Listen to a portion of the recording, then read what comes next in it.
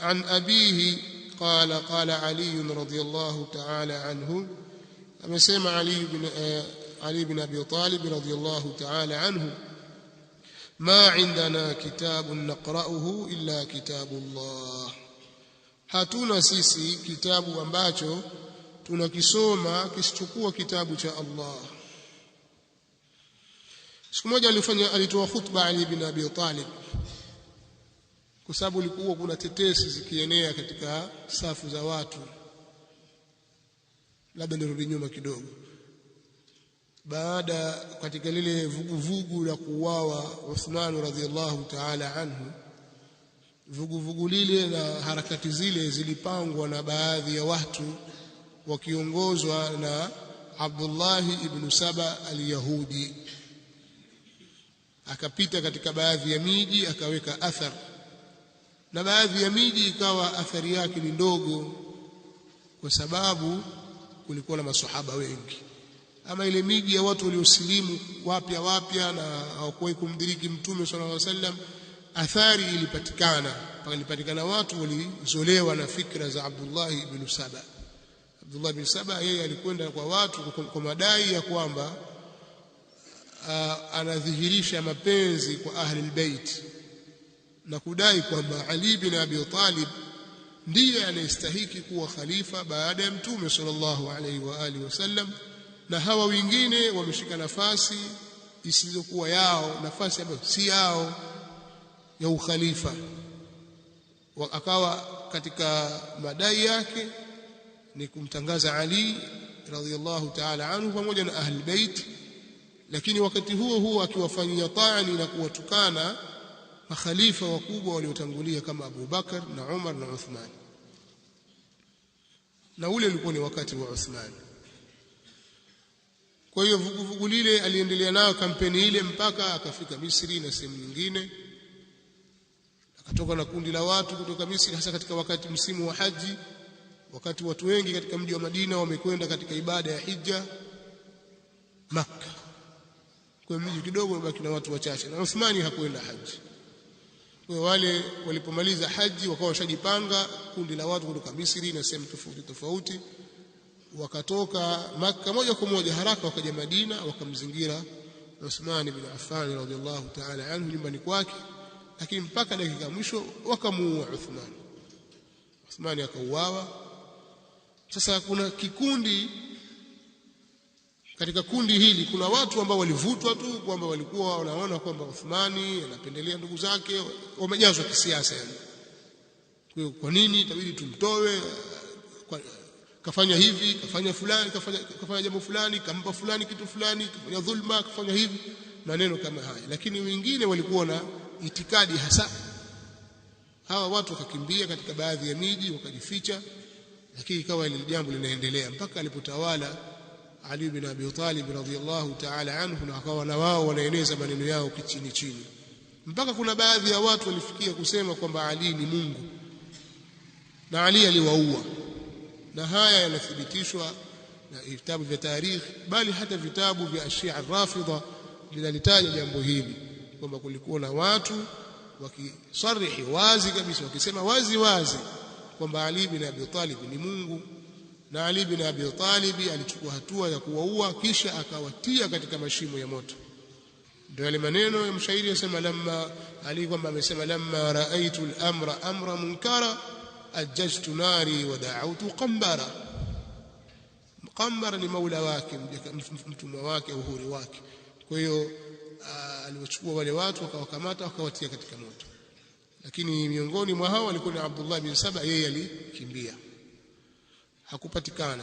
Fikra zile zikawa zinaendelea. Kuna baadhi ya watu wakawa wanasema Ali radhiallahu anhu amepewa elimu maalumu ya Qur'ani na ana kitabu maalumu cha Qur'ani tofauti na Qur'ani nyingine, kimpangilio na kila kitu. Sasa siku moja alipokuwa akihutubu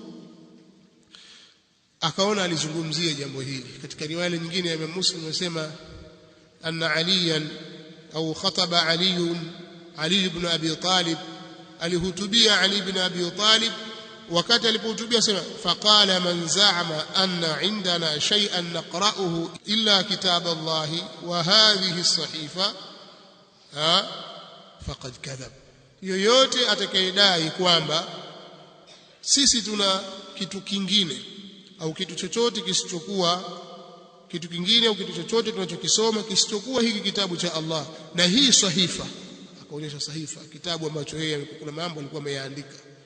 Atakayedai kwamba tuna kitu kingine, kuna kitabu kingine sisi tuko nacho ambacho makhalifa wengine walikuwa hawana, maswahaba wengine hawana, niko nacho mimi peke yangu tu, kama kuna mtu anadai hilo, basi huyu amesema uongo. Ikawa ile sahifa ilikuwa imetundikwa katika nchi ya ametundika katika nchi ya mkuki wake, kaonyesha hivi na sahifa hii, na hii sahifa kuna asnanu liibli wa ashya'u min aljirahat, yani kuna masala ya visasi, kuna masala ya visasi humu ndani na hukumu zake na majeraha, kwamba mtu akikatwa jeraha lake likiwa ni mutiha basi dia yake itakuwa kadha, ikiwa jeraha lake liko kadha basi itakuwa hivi, kama tunavyosoma kwenye vitabu vya fiqh. Majeraha yamepewa majina tofauti tofauti. Kama ni jeraha limefika mpaka kwenye mfupa laitwa hivi, jeraha limefika mahali fulani laitwa hivi, kama ni kwenye tumbo jeraha lenyewe laitwa hivi na majina yake, na dia yake ni kadha.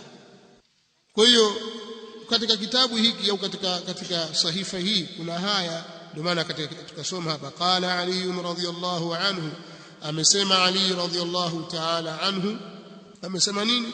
Ma indana kitabun illa kitabu Allahi ghaira hadhihi as-sahifa, hatuna sisi kitabu kingine kisichokuwa kitabu cha Allah tabaraka wa taala na isiyokuwa sahifa hii.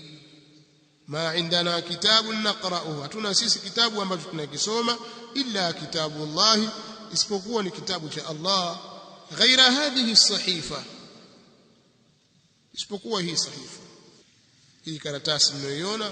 Basi qala fa akhrajaha, anasema akaitoa ile karatasi ile sahifa akawaonyesha watu. Fa idha fiha, ikawa kuna ndani yake, yani ikawa ndani ya ile sahifa kuna maneno haya yafuatayo: fa idha fiha ashya'u min aljirahat, mara ikawa kuna ndani yake vitu katika jirahat, katika mambo ya majeraha. Wa asnani alibli, asnan ni jamu ya nini? Isim, sio jamu ya sana, la sio jamu ya sana. Sanatun jamu yake ni sanawat au sinin, sanawat au sinin, nasema asili yake ilikuwa ni sanahu wa sanahatun. Alhasil ni jamu ya asnan, kwa maana kuna mambo mawili, kuna mambo yanayohusiana na majeraha na kuhusiana na asnanu al-ibil.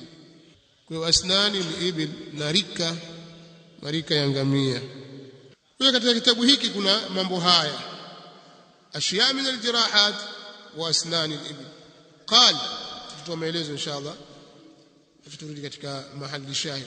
Qala wa fiha, akasema na kuna ndani yake, ndani ya as-sahifa, na kuna ndani yake hiyo sahifa maneno haya yafuatayo, maneno ya Mtume sallallahu alaihi wasallam: al-madinatu haramun, Madina ni haram, ni mji mtakatifu.